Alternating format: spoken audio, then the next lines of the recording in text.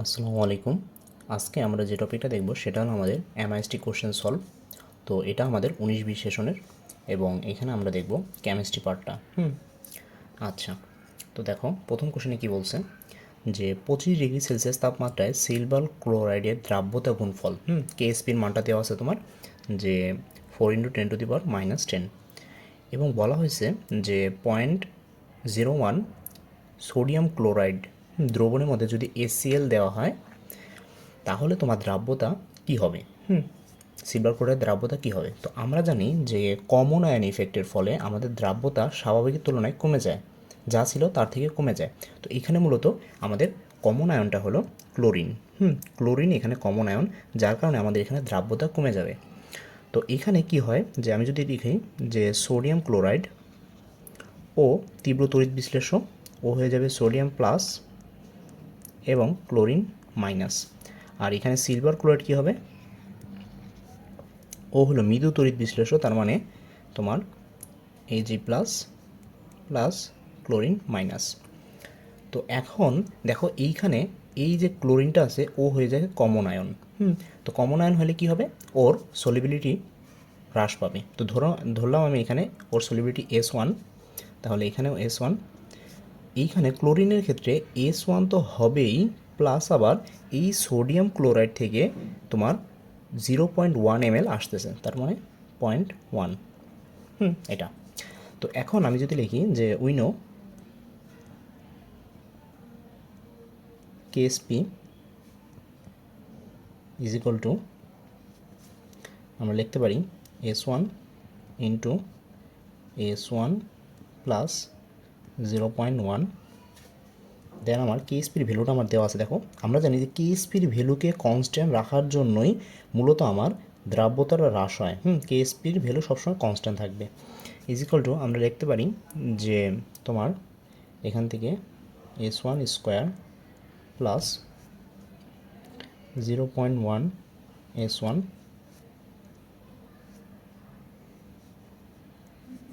তো দেন আমি যদি এখান থেকে ক্যালকুলেশন করি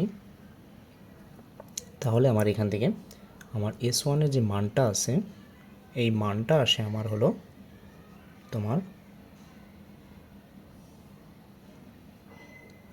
4 × 10⁻⁹ মোল পার লিটার। তো এইখান থেকে আমার এই S1-এর মানটা চলে আসছে। তুমি যদি এমনিতে এই যে এই কেএসপির মান দিয়ে শুধুমাত্র সিলভার ক্লোরাইড যদি দ্রাব্যতা বের করতা, যেটা আমরা এস দিয়ে প্রকাশ করি, সেটা যদি বাই করতা, দেখতা তোমার সেইটা আসতো অনেকটা এরকম যে S is equal two √4 × 10⁻⁻10।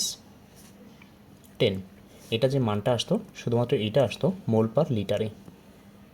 Mole per litre, এবং সেইটা অবশ্যই এখানে S1টা গ্রেটার দেন এস, মানে এস গ্রেটার দেন S1 হবে, কারণ due to common ion effect. তো এরপরে যে আমরা কোশ্চেনটা দেখব সেটা হলো আমাদের যে এখানে বলছে দেখো যে সোডিয়াম প্লাস গঠিত হলেও সোডিয়াম 2+ গঠিত হয় না, অথচ ম্যাগনেসিয়াম 2+ গঠিত হয়। তো এই কোশ্চেনটা আমাদের যে মৌলের পর্যায়বৃত্ত ধর্ম থেকে আসছে, যে সোডিয়াম, আমরা জানি সোডিয়াম 11 নম্বর মৌল। তো এখান থেকে যদি আমি করি তাহলে আমার আসে নিয়ন 3s1। আর যদি আমি ম্যাগনেসিয়াম একটা লিখি তাহলে ম্যাগনেসিয়াম 12, তাহলে আসে নিয়ন এবং 3s2। এখন দেখো আমি এখানে নিয়ন লেখার কারণ কি? কারণ নিয়ন একটা আমার একটা নোভেল গ্যাস।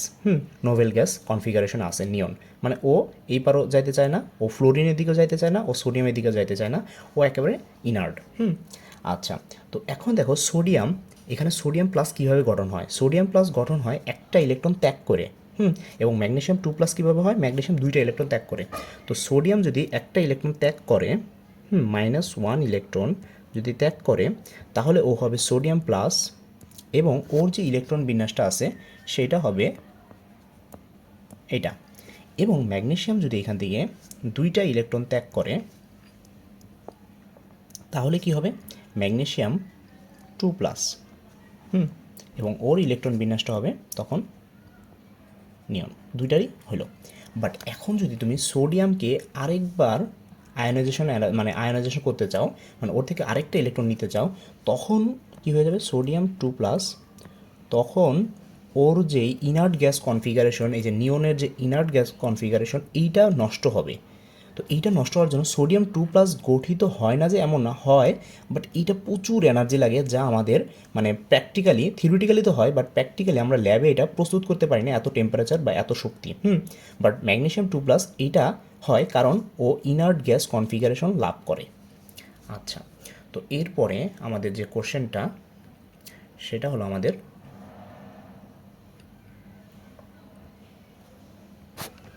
সেই কোশ্চেনটা হলো আমাদের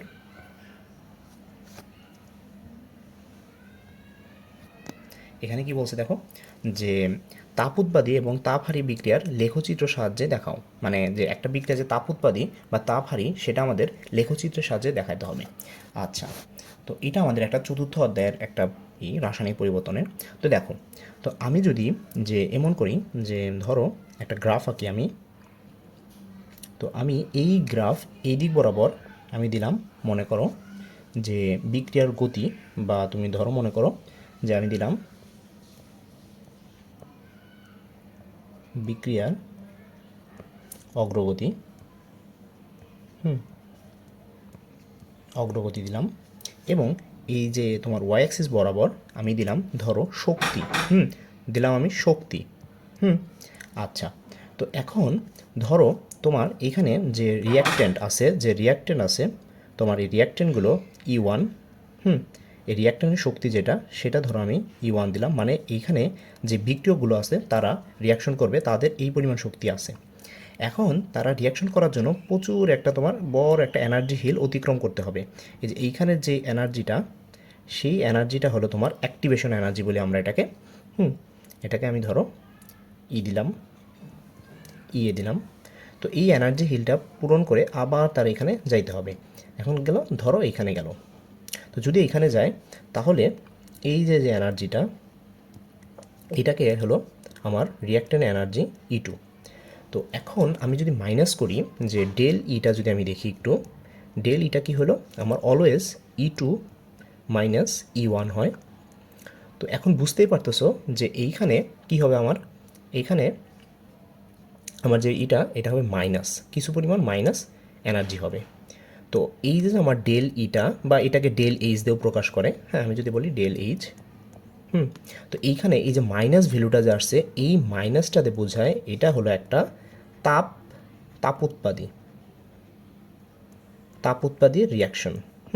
এটা একটা তাপোৎপাদী রিয়াকশন, কারণ দেখো এইখানে E2টা ছোট E1-এর তুলনায়, মানে এইখানে বিক্রিয়ক বিক্রিয়া করার পরে উৎপাদে পরিণত হওয়ার পরে এক্সট্রা কিছু এনার্জি রিলিজ করবে, যার কারণে এটা আমরা বুঝতে পারি যে পাত্রের আয়তন, পাত্রটা গরম হয়ে যায়, বা পরিবেশ সিস্টেম তোমার তাপ নেয় এরকম। এখন যদি আমি তাপ হারির দিকে আসি, যে ধরো একই গ্রাফ, এই অ্যাক্সিস বরাবর আমার শক্তি, ওয়াই অ্যাক্সিস বরাবর, এবং এক্স অ্যাক্সিস বরাবর আমার বিক্রিয়ার অগ্রগতি। তাহলে আমি এখানে ধরো আমি এখানে লিখলাম এটা হলো আমার রিয়াক্টরের শক্তি E1, এবং এটা এনার্জি হিল অতিক্রম করে ধরো এরকম একটা পর্যায়ে গিয়ে আমার প্রোডাক্ট তৈরি করে ফেললো। তাহলে এইখানে যে এনার্জিটা, সেটা হলো আমার E2। তো এখন যদি আমি এখান থেকে ডেল ই বা ডেল এইচ এটা যদি বের করতে চাই, তাহলে দেখো এখানে আমরা বলছিলাম অলওয়েজ E2 মাইনাস E1 হয়। তো E1 হয়, তো তাইলে দেখবা যে এইখানে যে মানটা, সেটা একটা পজিটিভ কোনো একটা ভ্যালু আসতেছে, তার মানে আমার ডেল এইচের মান পজিটিভ। আর আমরা জানি ডেল এইচের মান পজিটিভ হলে সেইটাকে আমরা বলি আমার তাপহারী, তাপহারী, সেটা আমাদের একটা তাপহারী রিয়াকশন। তাপহারী মানে কি, যে আমার প্রোডাক্ট থেকে মানে তোমার বিক্রিয়ক থেকে উৎপাদে যাইতে গেলে, মানে গেলে আমার কিছু পরিমাণ শক্তি সিস্টেম থেকে নিবে, মানে পাত্রটা ঠান্ডা হয়ে যাবে, এবং পাত্র থেকে উল্টা আরও তাপ নিয়ে রিয়াকশনটা আমার করবে, সেটাকে আমরা বলি তাপহারী রিয়াকশন। তো সিস্টেম তাপ হারাবে। এরপরে যদি আমরা পরের কোশ্চেনটা দেখি, যে এখানে বলছে দেখো কার্বক্সিলিক অ্যাসিডের অম্লধর্মিতা, মানে কার্বক্সিলিক অ্যাসিড এটা যে একটা অম্লধর্ম, সেটা আমাদের ব্যাখ্যা করতে বলছে এখানে, যে তোমার অ্যাসিডের অম্লধর্মের ব্যাখ্যা। আচ্ছা, তো দেখো এইখানে কী জন্য এটা তোমার অম্লধর্ম হবে, আমি যদি কার্বক্সিলিক অ্যাসিড একটা জেনারেল একটাই লিখি, তাহলে আর সি ডাবল ও OH। এটা আমাদের একটা কার্বক্সিলিক অ্যাসিডের জেনারেল স্ট্রাকচার। তো এইখানে ও অম্ল ধর্ম, আমরা আর্হেনিয়াসের মত অনুসারে দেখছি যে অম্ল কাকে বলে, যে আমার H+ দিতে পারে তাকে আমি বলি অম্ল বা অ্যাসিড। তো এখন দেখো এইখানে কি হয়, এইখানে এই আর থাকে, এই কার্বন থাকে। তো এইখানে এই যে অক্সিজেনটা আছে ও কী করে, এই বন্ডের ইলেকট্রনটা নিজের দিকে নিয়ে নেয়, নিজের দিকে নেওয়ার ফলে ও হয়ে যায় ডেল্টা মাইনাস আর ও হয়ে যায় ডেল্টা প্লাস। তখন এইখানে এই অক্সিজেন কি করে, এই হাইড্রোজেনের থেকে ইলেকট্রনকে নিজের দিকে নিয়ে নেয়, ও হয়ে যায় ডেল্টা মাইনাস, ও হয়ে যায় ডেল্টা প্লাস। তখন দেখা যায় কি ও বিক্রিয়া মানে দ্রবণে এইভাবে করে H+ দিয়ে দেয়। H+ যদি দেয় তাহলে আমি যদি রিয়াকশনটা লিখি তাহলে কি হয়, RCOOH। এটা খুবই দুর্বল একটা অম্ল, যার কারণে আমি ডাবল বন্ড দিচ্ছি, মানে দুই দিকেই রিয়াকশন করে। তো এখান থেকে RCOO মাইনাস প্লাস H+, এই H+-এর কারণে এটাকে আমরা অম্ল বলি। এখন এই যে এই জিনিসটা হলো, এইটা আবার রেজোনেন্স করে, রেজোনেন্স করে দেখা যায় কি এটা আবার স্টেবল হয়ে যায়, এটা আবার স্টেবল হয়ে যায়, যার কারণে দেখা যায় আমি যে এটা একটা রিলেটিভভাবে এটা একটু অ্যাসিডিক বেশি হয়। আচ্ছা, এটা যত স্টেবল হবে, মনে করো যে আমি যদি বলি এটা হলো তোমার একটা উইক অ্যাসিড, তাহলে কি হবে, এটা আমার একটা হবে কনজুগেট বেস। এটা আমরা দেখছি ব্রোনস্টেড লাউরি মত অনুসারে। তো এই কনজুগেট বেসটা যত বেশি স্টেবল হবে, বা তোমার এই জিনিসটা যত বেশি স্টেবল হবে, স্টেবল কীভাবে হয়, স্টেবল আবার হয় রেজোনেন্সের মাধ্যমে। রেজোনেন্সের মাধ্যমে আমার জিনিসটা কি হয়, স্টেবল হয়। দেখা যায় কি যে এই জিনিসটা আমার রেজোনেন্স শো করে, যার কারণে এটা স্টেবল হয়। আচ্ছা, তো মূল জিনিসটা হলো কি যে এটা যেহেতু তোমার MHT-তে আসছে, সুতরাং তুমি জাস্ট এই যে এই রিয়াকশনটা, এই যে এইটা দিবা, এই রিয়াকশনটা দিবা, এবং তুমি এখানে এই যে স্ট্রাকচারটা যদি পারো এটা দেখাবা, আর কার্বক্সিলিক অ্যাসিডের যে জেনারেল যে জিনিসটা এটা তুমি দেখাবা। আচ্ছা, তো এরপরে যে কোশ্চেনে বলছে কি দেখো, যে 25 গ্রাম নমুনা চুনা পাথরে 25 গ্রাম নমুনা চুনাপাথরের অতিরিক্ত HCl দ্রবীত করায় তোমার 37 ডিগ্রি সেলসিয়াস তাপমাত্রায় ও এত কিলো প্যাসকেল চাপে তোমার এত গ্রাম কার্বন, এত ডেসিমিলিটার কার্বন ডাইঅক্সাইড পাওয়া যায়। এটা একটা ভলিউম, তো এটা পাওয়া যায়। তো প্রমাণ তাপমাত্রা এবং চাপে নমুনাতে বিশুদ্ধ ক্যালসিয়াম কার্বনেটের শতকরা পরিমাণ নির্ণয় করো। আচ্ছা, তো এইখানে যে মূলত যে রিয়াকশনটা আছে, এই রিয়াকশনটা হলো কি যে ক্যালসিয়াম কার্বনেট, এটাকে তুমি যদি তাপ দাও, এটাকে যদি তুমি তাপ দাও, তাহলে সেখান থেকে তোমার ক্যালসিয়াম হাইড্রোক্সাইড প্লাস তোমার কার্বন ডাইঅক্সাইড তৈরি হবে। তো এই জিনিসটা এইখান থেকে এই ক্যালসিয়াম কার্বনেটের এবং এই কার্বন ডাইঅক্সাইড, এই দুইটার সম্পর্ক আমাদের বের করতে হবে। তো আমরা এখান থেকে যে দেখো আমরা লিখতে পারি যে we know P1V1 divided by T1 is equal to P2V2 by T2, Boyle এবং চার্লসের সমন্বয় সূত্র। তো এইখান থেকে দেখো আমার কি দেওয়া আছে, আমি যদি এখান থেকে বাই করি যে আমার এখানে দেওয়া নাই শুধুমাত্র ভিটা, V1টা, তাহলে আমি এখান থেকে লিখতে পারি P2V2 T2 into T1 P1। তো এই সবগুলোর মানগুলো যদি আমি এখানে বসাই দিই, তাহলে কি আসে আমার,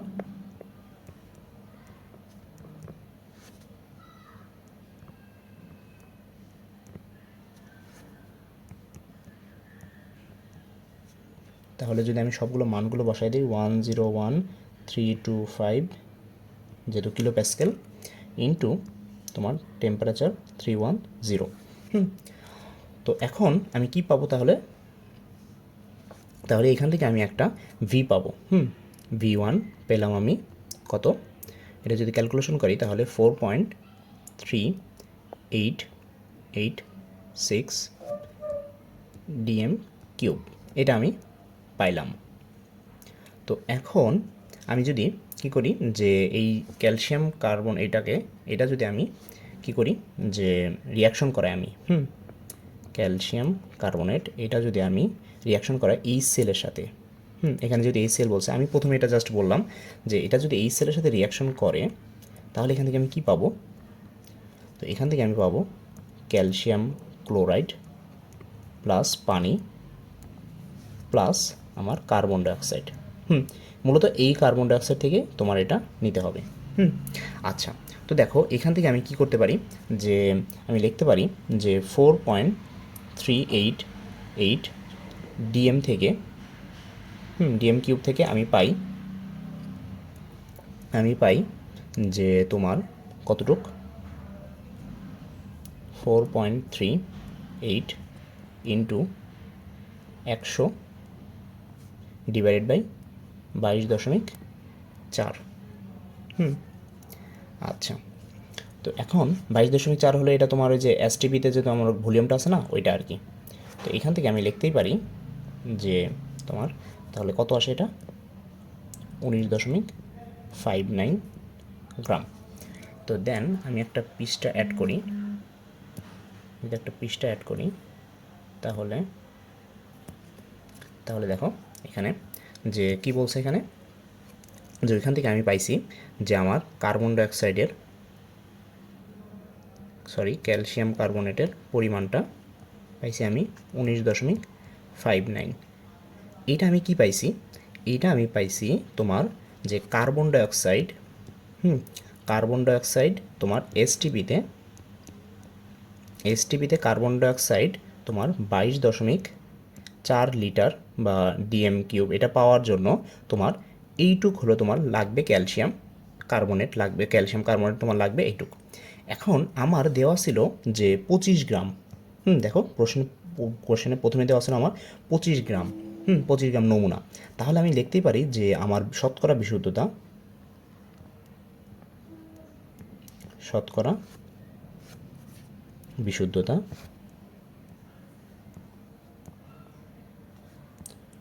বিশুদ্ধতা আমি কীভাবে লিখতে পারি, যে আমার যতটুকু নমুনা ছিল ডিভাইড বাই অ্যাকচুয়ালি আমি ল্যাবে মানে রিয়াকশন করায় বা একেবারে থিওরিটিক্যালি আমি যা পাইছি 59 ইন্টু যেহেতু পার্সেন্টে 100%, তাহলে এখান থেকে আমি যে মানটা পাবো সেটা আমার 78.69%। আচ্ছা, আমি যদি এই কোশ্চেনটা আবার পুরোটা একটুই করি, যে দেখো এখানে আসলে কি হয়েছে, যে প্রথমে বলছে তোমার 25 গ্রাম নমুনা, এখানে বলতে কি বলছে যে 25 গ্রাম নমুনা চুনা পাথরে অতিরিক্ত HCl দেওয়ার কারণে তোমার 37°C তাপমাত্রায় ও 99.99 কিলো প্যাসকেল চাপে তোমার 5.05 ডিএম কিউব কার্বন ডাইঅক্সাইড পাওয়া গেছে। তো এখন আমার মূল যে জিনিসটা সেটা হলো প্রমাণ তাপমাত্রায় আমার বলছে যে প্রমাণ তাপমাত্রা এবং চাপায় বিশুদ্ধ ক্যালসিয়াম কার্বনেটের শতকরা পরিমাণ কত, এটা আমাকে বলছে। আচ্ছা, তো প্রথমে আমি কী করছি, এটা আমি জাস্ট এমনি লিখছি। তো ম্যাথ শুরু এখান থেকে, যে আমার সমন্বয় সূত্র থেকে আমি এখান থেকে প্রথমে কি করছি, প্রথমে আমি ভিটা বের করছি যে প্রমাণ তাপমাত্রা এবং চাপে আমি কতটুক ভলিউম পাবো, এই ভলিউমটা পাইছি আমি এটা। তো দেন আমি রিয়াকশনটা লিখছি। তো রিয়াকশন থেকে আমি দেখলাম যে আমার এতটুক ভলিউমের জন্য আমার যে ক্যালসিয়াম কার্বনেট লাগে এত গ্রাম। এই যে স্টয়কিওমেট্রি অনুসারে এটা যদি 1 মোল দেয়, এটাও তোমার 1 মোলই করতেছে। তো এটা আমি পাইলাম। বাট আমার দেওয়া ছিল কোশ্চেনে আমার দেওয়া ছিল হলো 25 গ্রাম। দেন আমি তার জন্য শতকরা বিশুদ্ধতা নির্ণয় করে পাইছি যে 78.69%। আচ্ছা, তো এরপরে যে কোশ্চেনটা, সেই কোশ্চেনটাতে কী বলছে, যে ফ্যারাডের সূত্রের প্রযোজ্যতা এবং সীমাবদ্ধতা তো লিখতে বলছে। তো এইখানে ফ্যারাডের সূত্র আমাদের কি বলে, ফ্যারাডের সূত্র আমরা কখন ইউজ করি, যে আমাদের ফ্যারাডের সূত্রে তড়িৎ বিশ্লেষণের দ্রবণ এবং গলিত যে বিশ্লেষ্য এরা সমভাবে প্রযোজ্য হয়। তো ফ্যারাডের সূত্রের যে এইটা, সেটা হলো তোমার এর উপরে কোনো তোমার চাপের চাপ আমি যদি বলি একটু, চাপ এবং তোমার হলো ঘনমাত্রা, এই দুটা জিনিস ফ্যারাডের সূত্রের উপরে কোনো প্রভাব নেই। বাট যদি বলি টেম্পারেচার অবশ্যই তোমার এটার উপরে প্রভাব আছে। আর আমি যদি বলি যে এইটার হলো তোমার কী বলে এটাকে, যে তাপের উপর কেন তোমার প্রভাব আছে, এটা তো তাপের উপর প্রভাব আছে কারণ তোমার উত্তপ্ত অবস্থায় তড়িৎ বিশ্লেষণ পরিবহন সহজ হয়। আমি যত আমি টেম্পারেচার রাইজ করব তত আমার পরিবহন সহজ হবে। তো এখন যদি আমি বলি যে এটা সীমাবদ্ধতা কি, সীমাবদ্ধতা হলো যে ধরো যে এই ফ্যারাডের সূত্র তোমার কেবল শুধুমাত্র তড়িৎ বিশ্লেষ্য পরিবাহীর বেলায় প্রযোজ্য। তড়িৎ বিশ্লেষ্য, এটা কোনো ইলেকট্রনীয় পরিবহনের ক্ষেত্রে প্রযোজ্য নয়। কারণ এই ক্ষেত্রে তোমার এই জারণ বিজারণ যেটা আছে, জারণ বিজারণ হয় না। জারণ বিজারণ হয় না, কারণ আমরা জানি যে জারণ বিজারণের মূলে রয়েছে তোমার ইলেকট্রনিক ট্রান্সফার।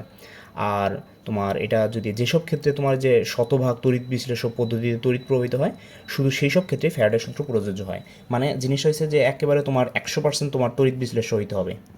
100% তড়িৎ বিশ্লেষ্য হইলে তখনই তোমার ফ্যারাডের সূত্রটা তুমি অ্যাপ্লিকেবল করতে পারবা, বা এটার তুমি ইলটা বেশি পাবা। মানে এটার যে তোমার নিখুঁত যে এটা তুমি বেশি পাবা। যদি তোমার 100% না হয়, যে দুর্বল দুর্বল তড়িৎ বিশ্লেষণের ক্ষেত্রে তুমি এটা করতে পারবা না। আর এই তো, তারপরে তোমার যদি বলো যে যদি তোমার একই সাথে জারণ বিজারণ অনেকগুলো হয়, যে কোনো তড়িৎ বিশ্লেষে একই সাথে একাধিক জারণ বিজারণ ঘটলে তোমার তখন ফ্যারাডের সূত্র অ্যাপ্লিকেবল হবে, বাট তোমার ওইটা ওইভাবে তুমি মানে নিখুঁত একটা ফল পাবা না। গণনার ক্ষেত্রে তোমার দেখা গেলো ইরোর দেখা যাবে, ত্রুটি দেখা যাবে। এই তো, তো এইটা আর কি তুমি বানাই বলতে তোমার যদি ধারণা থাকে তাহলে তুমি পরীক্ষা লিখতে পারবা। আচ্ছা, এটা তেমন দেখানোর কোনো ব্যাপার না। তো এরপরে যে কোশ্চেনটা বলছে আমার, যে বুলেটে অধিক সময়ের জন্য তোমার সোডিয়াম হাইড্রোক্সাইড বা তোমার পটাশিয়াম হাইড্রোক্সাইড যদি রাখো তাহলে তোমার রাখা যাবে না কেন? আচ্ছা, তো এটা যদি অ্যান্সার বলি যে আমার যে সোডিয়াম হাইড্রোক্সাইড, সোডিয়াম হাইড্রোক্সাইড এইটা যদি আমি কাচে রাখি তখন কি হবে? কাচের যে উপাদান আছে আমার, যে সিলিকন অক্সাইড, তো এই সিলিকন অক্সাইডের সাথে তোমার এই যে কাচ, এই কাচ রিয়াকশন করে। তোমার সিলিকন হাইড্রোক্সাইডের সাথে যে তোমার যে যে সোডিয়াম হাইড্রোক্সাইড, এটা তো অনেক ক্ষার, এটা ক্ষার এবং এটা খুবই তীব্র। তো এটা যদি রিয়াকশন করে তখন দেখা যায় কি যে তোমার এখান থেকে এই প্রোডাক্টটা তোমার উৎপন্ন হয় সোডিয়াম সিলিকেট। তো এটা প্লাস পানি উৎপন্ন হয়। দেন তোমার যদি আবার যদি তুমি পটাশিয়াম হাইড্রোক্সাইডের সাথে রাখো, দেন তোমার সিলিকন হাইড্রোক্সাইড এটাও তোমার রিয়াকশন করে তোমার পটাশিয়াম এটা তৈরি করবে। দেখা যায় কি যে এই জন্য তোমার যে এটা বেশিক্ষণ ধরে রাখা যায় না। আবার তোমার যদি করো যে তোমার এই যে হাইড্রোজেন ফ্লোরাইড, এইটা যদি চিন্তা করো যে এটা তুমি যদি এই যে সোডিয়ামের যে কাচের যে উপাদান সোডিয়াম সিলিকেট, এইটার সাথে যদি তুমি হাইড্রোজেন ফ্লোরাইডের কথা চিন্তা করো, এটা কিন্তু খুবই শক্তিশালী অ্যাসিড। এটা HCl এর চেয়েও বেশি শক্তিশালী অ্যাসিড। তো যদি এটা তুমি হাইড্রোজেন ফ্লোরাইড এটা যদি অ্যাড করো, তো তখন দেখা যায় কি যে তোমার এখান থেকে রিয়াকশন করে তোমার সিলিকন ফ্লোরাইড এবং তোমার সোডিয়াম ফ্লোরাইড এবং পানি তৈরি করে। পরবর্তীতে এই যে সিলিকন ফ্লোরাইড এটা আছে, এই সিলিকন ফ্লোরাইড এইটা তোমার আবার এই সেপের সাথে রিয়াকশন করে এইখান থেকে তোমার একটা প্রোডাক্ট তৈরি করে, যেটা হলো H2SiF। এই যে প্রোডাক্টটা আমি যদি একটু বলি যে এইখানে যে এই যে প্রোডাক্টটা, এইটা হলো একটা দ্রবণীয়, মানে তরল। এটা হয়ে যায় একটা তরল, যার কারণে দেখা যায় কাঁচ গলে যায়, শক্ত কাঁচ গলে যায়। কাঁচের যে এই উপাদানটা আছে, এই উপাদানটা তোমার এই উপাদানে হয়ে যায়। মানে জিনিসটা হয়েছিল যে কাঁচের উপাদান যেমন তোমার সোডিয়াম সিলিকেটের সাথে এই হাইড্রোজেন ফ্লোরাইড বিক্রিয়া করে দ্রবণীয় হাইড্রোফ্লোরো সিলিকেট অ্যাসিড, এটা হলো তোমার হাইড্রোফ্লোরো সিলিকেট অ্যাসিড। তো এইটা তোমার তৈরি করে। তো তৈরি করার কারণে কী হয় যে তোমার এই হাইড্রোজেন ফ্লোরাইড তোমার কাছে রাখা যায় না। কাছে রাখা গেলে এটা গলে যায় একেবারে কাঁচটা। আচ্ছা, এটা খুবই শক্তিশালী অ্যাসিড। আচ্ছা, তো এরপরে যদি আমি কোশ্চেন দেখি যে আমাদের কি বলছে 8 নম্বর কোশ্চেন, যে একটি সেফটি ভালভযুক্ত জ্বালানি গ্যাসের সিলিন্ডারে তোমার কি আছে 23 ডিগ্রি সেলসিয়াস এবং এত এটিএম চাপে মিথেন গ্যাস ভর্তি আছে। তো ভেতরে গ্যাসের চাপ এত এর বেশি হলে সেফটি ট্যাঙ্কি খুলে যায়। আচ্ছা, বুঝলাম। তো ওই গ্যাস ভর্তি সিলিন্ডারটিকে 100 ডিগ্রি সেলসিয়াস তাপমাত্রায় ফুটন্ত পানিতে রাখলে সেফটি ভালভটি খুলবে কি না? এটা খুবই সহজ একটা কোশ্চেন। তো দেখো এখানে আসলে কি বলছে, এখানে আমি যে সূত্রটা ইউজ করব যে P/T ইজ ইকুয়াল টু তোমার কনস্ট্যান্ট। কেন কনস্ট্যান্ট দিলাম? কারণ এখানে ভলিউম তোমার ফিক্সড।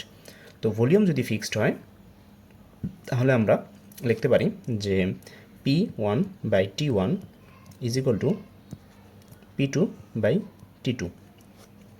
দেন আমি এখান থেকে দেখো আমার P1 এর মান দেওয়া আছে, T1 এর মান দেওয়া আছে, T2 মান দেওয়া আছে, শুধু আমার P2 মানটা দেওয়া নাই। তো P2 মানটা যদি আমি বের করি তাহলে এখানে কী কী দেওয়া আছে আমার এখানে দেওয়া আছে তোমার যে আমি যদি এখান থেকে P1 এর যে মানটা আছে, এই P1 এর মানটা যেটা আমার টরে দেওয়া আছে, এটাকে যদি আমি এটিএম যেটা আছে, এটিএমকে যদি আমি টরে নিতে চাই, যেহেতু আমার এখানে টর আছে, এইটাকে যদি আমি টরে নিতে চাই তাহলে আমি 776 দিয়ে যদি গুণ করি তাহলে আমার টরে চলে আসে। তো দেন আমি লিখতে পারি যে 0.0991 ইন্টু 760 ইন্টু, এটা আমি লিখতে পারি যে 373, যেহেতু 100°C, এবং নিচে আমি লিখতে পারি যে কত ডিগ্রি সেলসিয়াস তাপমাত্রা ছিল, 23 ডিগ্রিতে, তার মানে 296, 296। দেন আমি এখান থেকে কি করতে পারি, আমি কি পাই, আমি P2 মানটা যে আছে, P2 মানটা পাই আমি